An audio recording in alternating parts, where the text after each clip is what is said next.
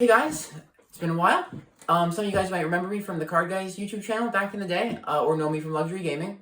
Um, this past weekend, Konami had a remote duel extravaganza at the New York Comic Con.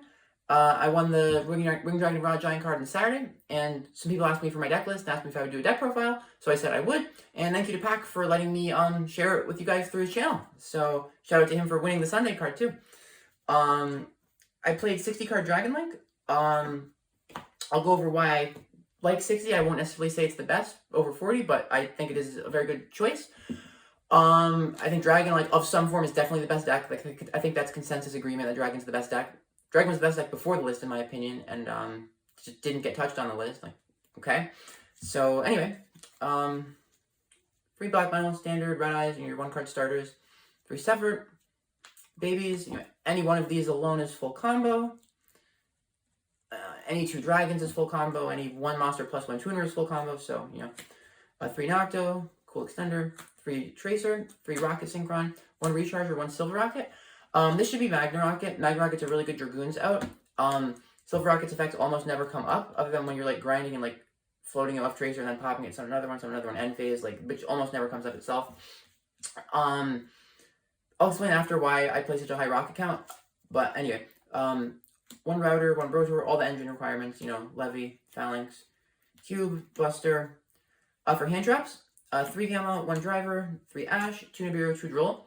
I've played around with the hand trap lineup a lot. There's way more on the side. There's only 13 in the main right now, which is very low in my opinion for 60, but like you can't really fit more because like the deck just doesn't have that much space. There's so much stuff you have to play. You have to keep the ratios right. Like if you're bumping up the count, you have to like keep the proportion of extenders the same. So if you're increasing your card count, you have to make sure you can't just add cards, you have to add extenders. So you can't just like add too many hand traps in, but Nibiru is probably the best hand trap right now. Nibiru is definitively the best hand trap in combo mirrors, so against Dragon and Infernal. It's usually not enough to stop them by itself. Pretty much no one hand trap is generally enough to stop Dragon from continuing to combo. You usually need a combination of 2 hand traps or more. But Nibiru plus additional hand trap is like the best combination of 2 that you can have. And if you had to have 1 by itself, it's still the best one to have by itself. There's like some small subset of hands in Dragon that like 1 Nibiru alone does stop. Droll, another good one versus Dragon. Again, generally not enough to stop Dragon full combo by itself. They'll usually end on Savage Spheres Herald under Droll, or like, yeah, usually that. But Droll has a lot more coverage versus the field, so against Dogma and Dino, which are the 2 most popular control decks right now, Droll has a lot of utility. And then Gamma, like, obviously he's dead going first, but generally this deck, if it goes first, it usually wins. Not always, obviously, they have 2 or more hand traps, but Gamma's still one of the best ones going second, probably the second best one after Nibiru, so it's worth maining. And if you open Chaos Space, Gamma's combos really well with that, because it blocks Droll or Ash, connects with Droll or Ash. Anyway, so spells. 1 Called, 2 Tactics. The only thing this deck loses to is hand traps if you're going first, so these stop hand traps. Sometimes you can brick, I feel like, on Tactics. It's just such a bad card to open if you do brick. So like I don't like doing 3, but I side the 3rd one. I always put in going first. And also always side these out going second. Like people think like going second, like it grinds really well. It kind of doesn't in a lot of matchups. Almost every matchup I've ended up coming to the conclusion I do not want to keep that in. 3 Chaos Space, more 1-card combos. This is like a 4 for 1 because it gets you a baby, which gets you another baby, which gets you to a draw, which gets you to another baby. So it's 4 for 1. 3 Quick Launch, another good extender, gets you a tuner. Good for after you get Nibiru, you can still go into Fiber. 3 Legacy. This is almost like 2 extenders in 1 because like, main combo usually involves, making LP Striker under your Link 2.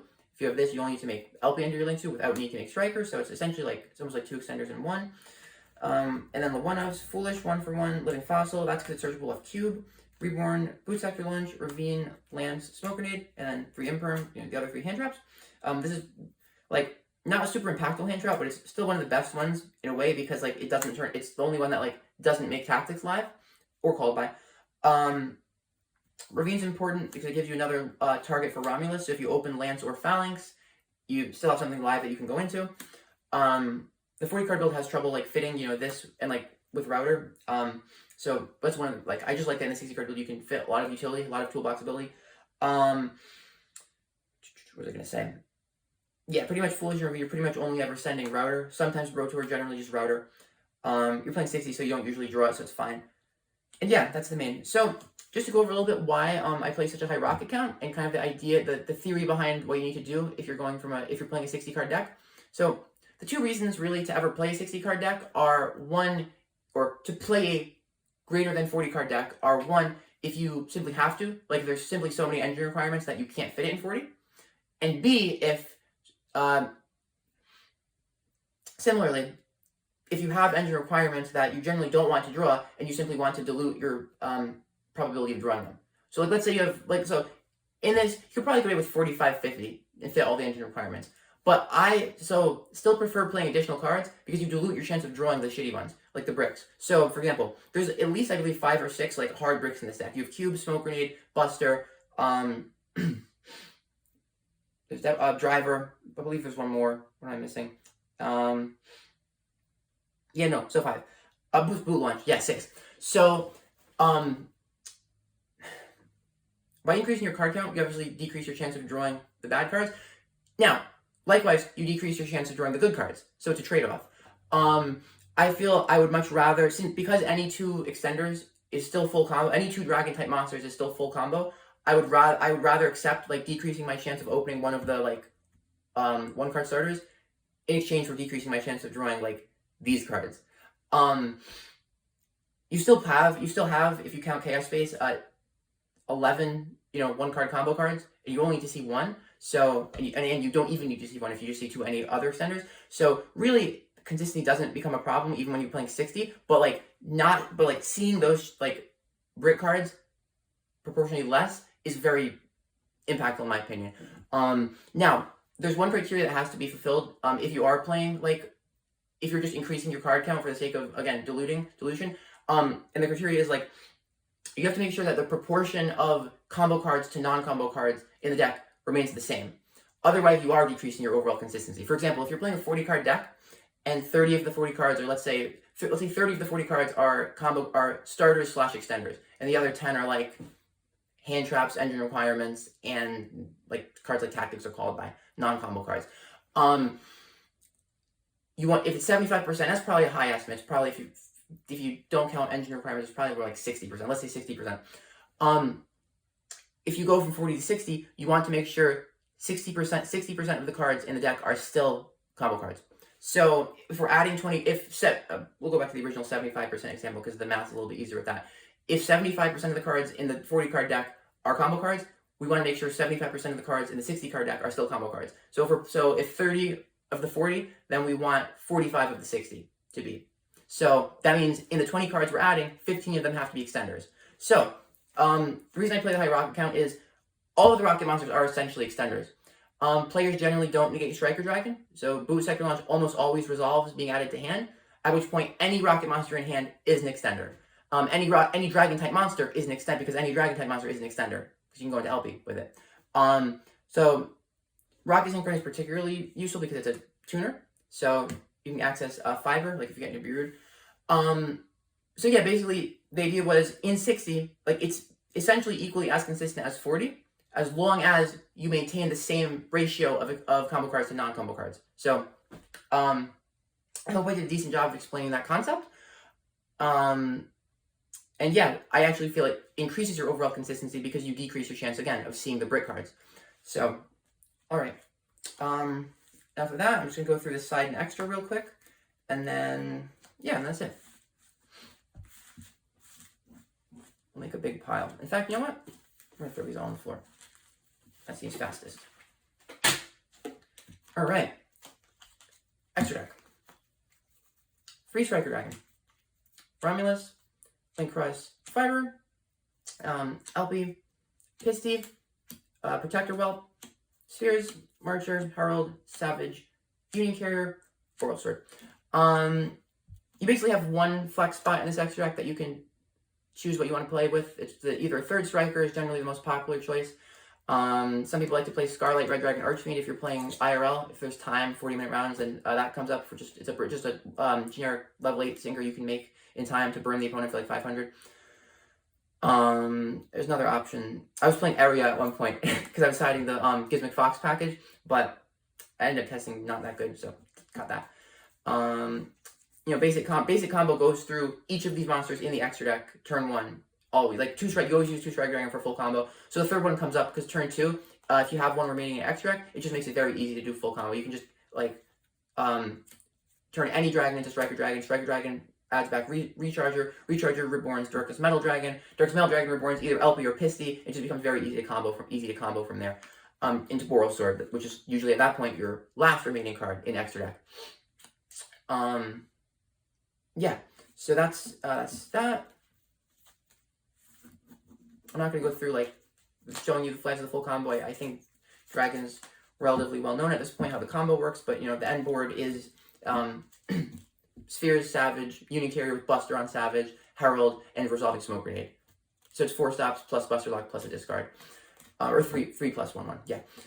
And that's off of, again, 2-card combo, basically. You need 1-card combo plus Tracer, or 2 extenders, including Tracer. Side deck, third Tactics, always goes in going first. I basically have invested the majority of the side spots into just additional hand traps. I feel the deck plays very well against control. Going second, this deck plays really well through stops. You can play through sometimes 3-4 stops. Going second with this deck, like Boost Sector Launch's Reborn effect, automatically becoming live whenever you're going second is really good. Like the fact that like Rom and Hulk automatically bait stops, and if you like open additional extenders, you can keep going. It's just really good. Like, I'm trying to think what else. There's just so many things. Like, I don't know. The deck's just very, very good going second. Against control. So to me, the biggest current concern is just combo mirrors. So I spend the majority of my side space on just more hand traps. 3 Veiler, not particularly good hand traps. They're all just generic. I'm not a fan of like cards like Gnome, which are like really high, potentially high impact, but potentially like higher impact, but like less consistent. Because like sometimes Dragon can just play around Gnome for free if they just like open red eyes. But yeah, all of these at least like are always like decent trades. If you're playing against the 40 card build, Ogre is particularly good because a lot of times if you Ogre Romulus, the 40 card builds aren't playing Ravine. So if you Ogre Romulus, you clear the Romulus and the Lance is just dead. So they can't even like go into Ravine with it. So Ogre is really good. Third Nibiru, again, Nibiru is the best one. Side the third one. Third Droll. 1 Lancia. Lancia is like okay against Dragon. It's solid. It's not that good against Invernable in my opinion. It only trades with Gearfried really in like terms of DDR. But I like to play 1 because it's searchable going first. And against Dino, it's like really, really clutch. So like going first against Dino, you go Herald, then you Brotor target your Herald, just because it's a light fairy. So you search Lancia off your Brotor. Or alternatively, you can equip it to one of your monsters with Union Carrier, and then on their turn, you can bounce it to your hand with Hieratic Spheres, and then you can contribute it or discard it from hand. So yeah, 1 Lancia. Notice I'm short. So I had like it's a 75 card deck with the side. I had 74 of these pink sleeves. I've been playing like had to re-sleeve 1 card every single time. 3 Kaijus and 3 Lightning Storm. Lightning Storm is literally like the only card I'm siding basically strictly for control decks. And blind, I like siding in because you don't always know what they're playing going second.